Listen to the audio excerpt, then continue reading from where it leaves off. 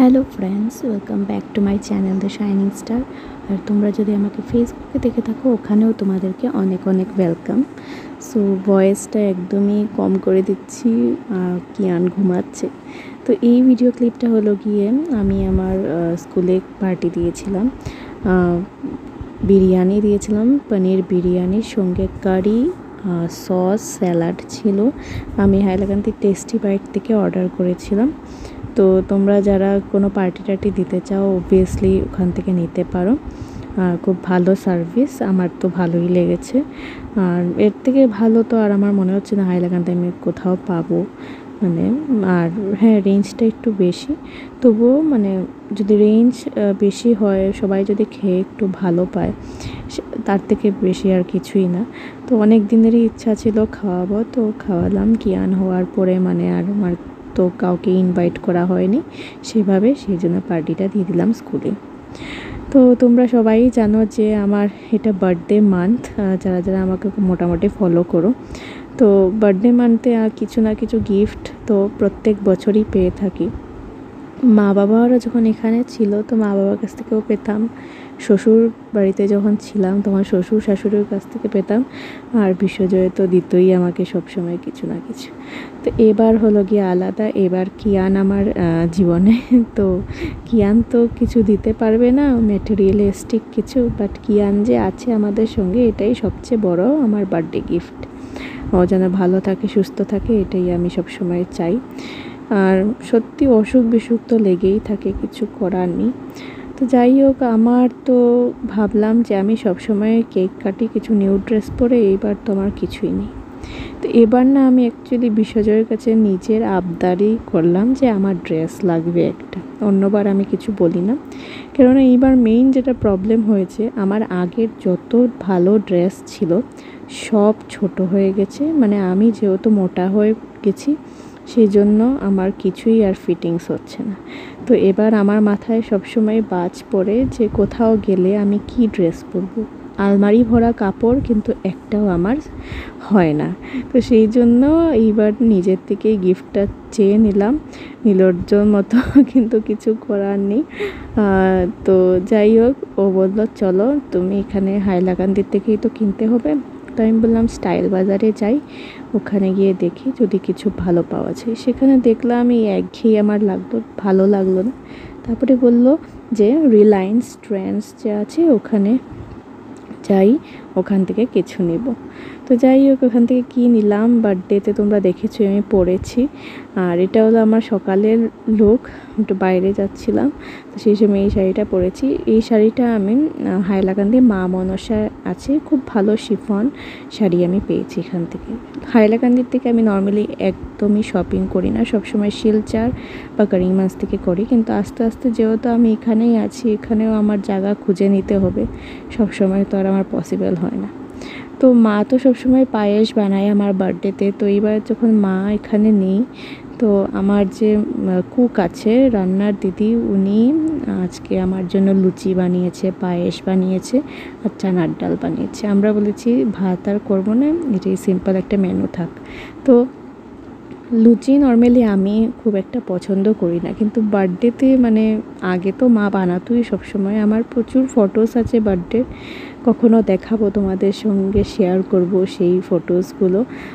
এখন সত্যি মনে হচ্ছে ওই ফটোগুলো থাকলে আমি হয়তো অ্যাটাচ করে দিতাম এই ভিডিওর মাধ্যমে, তো দেখতে পারতে তোমরা সবাই। আগে না বার্থডে তো ঘরেই করা হতো, সেরকম রেস্টুরেন্ট তো করিমগঞ্জে ছিলই না। আর রেস্টুরেন্টের চলটাও খুব কম ছিল যে বাইরে গিয়ে পার্টি, সবার ঘরে ঘরেই পার্টি হতো।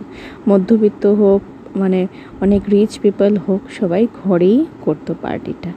তো আমারও এরকম হতো। আর বাবা তো সবসময় ক্যামেরার মধ্যে রিল ভরে রাখতো, যখনই কিছু মানে খুশির মোমেন্ট হতো বাবা ক্যাপচার করে নিত। বাবার ক্যামেরার হাত খুব ভালো, আমাদের ঘরে যতটা অ্যালবাম আছে সব বাবার তোলা ফটো। আর মনে হয় আমিও কিছুটা বাবারই মানে পেয়েছি, আমিও বেশ ভালোই ফটো তুলতে পারি। এখন তো অবভিয়াসলি মোবাইল দিয়ে তুলি, খুব ইজি হয়ে যায়, দেখতে পাই। কিন্তু বাবা তো ক্যামেরা তো তোমরা দেখছোই যে পুরো অ্যাঙ্গেল একদম করে চোখ লাগিয়ে লেন্সের মধ্যে দিয়ে ভালোভাবে ক্লিক করতে হতো। তো বাবা বেশ ভালোই মানে ক্যাপচার করতো। আর প্রত্যেকটা আমাদের মানে অ্যালবাম বানিয়ে আমরা রাখতামও। এখন তো মোবাইলে আমাদের মোবাইলেই থেকে যায়। তো যাই হোক, সকালটা তো আমার সুন্দরভাবে সুন্দর হলো। আর এগুলো দেখছো কার্ডস, কত ক্রিয়েটিভিটি, এগুলো আমার স্টুডেন্ট দিয়েছে। নাবিহা, তারপরে সানিয়া, তারপরে সমাদৃতাও আমাকে উইশ করেছে, মোহনা, অনেকেই দীপানিতা, মানে অনেকেই যারা যারা মানে আমার স্টুডেন্ট আছে সবাই উইশ করেছে। আর কি সুন্দর সুন্দর কার্ড বানিয়েছে। এগুলো কার্ড বানানো দেখে না আমার ছোটোবেলার মানে কথা মনে পড়ে যাচ্ছে। আমি আমার বেস্ট ফ্রেন্ডদেরকে কার্ড বানিয়ে দিতাম। তখন নিউ ইয়ারে আমরা কার্ড কিনে দিতাম, কিন্তু বার্থডে হলে আমরা সবসময় কার্ড বানিয়ে দিতাম। আর আমি না সবার বার্থডে মনে রাখতাম আর কার্ডগুলো বানিয়ে দিতাম। সেই মোমেন্টগুলো যদি ক্যাপচার করে রাখতে পারতাম কত ভালো ছিল না।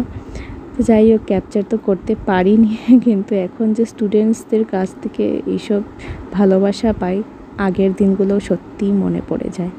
সত্যি এখন না বার্থডেতে খুশি লাগে ঠিকই, সেলিব্রেট করতে ইচ্ছে করে, কিন্তু এবার আমার যেন ফিল হলো বয়সটা সত্যি খুব বেশি বেড়ে যাচ্ছে। আর একটু যদি আটকিয়ে রাখতে পারতাম এই বার্থডে সেশনটাকে, খুবই ভালো ছিল। তো কত বয়স হলো তোমরা দেখেছো, আমি একটা রিলস আপলোড করেছি। তো দেখতে দেখতে মানে কোথার থেকে কোথায় সময় চলে যায় বোঝাই যায় না।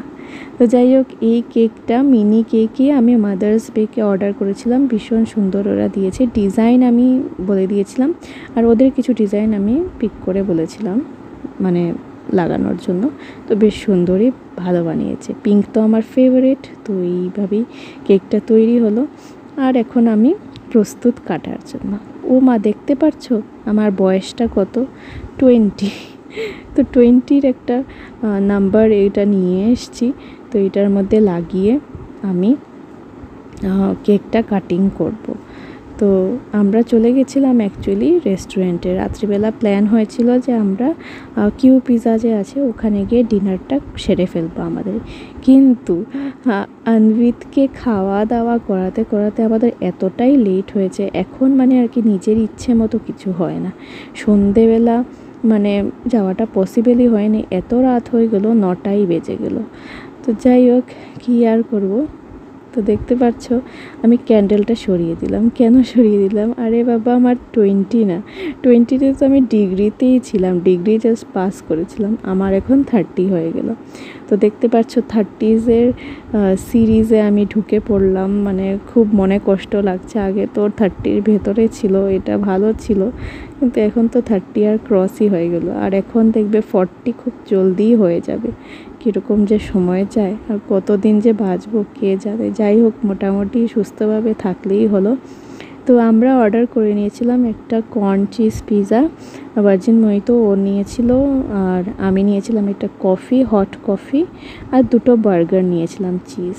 তো ভাবলাম এই কটাতেই হয়ে যাবে, আর ঘরে গিয়ে আর কিছু খাওয়া দাওয়া করব না। তো কিছু ফটোজও ক্লিক করে নিলাম। তো কিয়ানকে নিয়ে প্রথম বার্থডে সেলিব্রেশন বেশ ভালোই গেল। হ্যাঁ, একটু তো কষ্ট হয়েছে, কিছু করার নেই। তো এইভাবেই যেন সবসময় বার্থডেটা সেলিব্রেট করতে পারি। Thanks to husband. সবাই ভালো থাকবে। নেক্সট ব্লগে দেখা হবে। বা